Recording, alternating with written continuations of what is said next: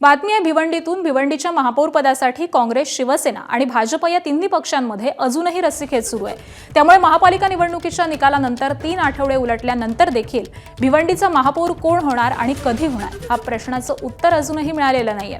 भिवंडी महापालिकेमध्ये एकूण 90 नगरसेवक आहेत। त्यामध्ये काँग्रेसचे 30, शरद पवार यांच्या राष्ट्रवादी काँग्रेसचे 12 आणि समाजवादी पक्षाचे 6 नगरसेवक निवडून आलेले आहेत। तर या 3 पक्षांकडून भिवंडी सेक्युलर फ्रंटची स्थापना करण्यात आली आहे। पण समाजवादी पक्षाचे नगरसेवक काँग्रेस आणि राष्ट्रवादी सोबत न येता अजूनही अज्ञात स्थळी आहेत आणि त्यामुळे काँग्रेस आणि राष्ट्रवादीला बहुमताचा आकडा गाठण्यामध्ये यश मिळालेलं नाही।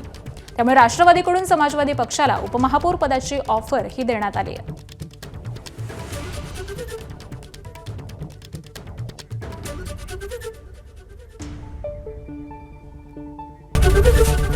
एबीपी माझा, उघडा डोळे बघा नीट।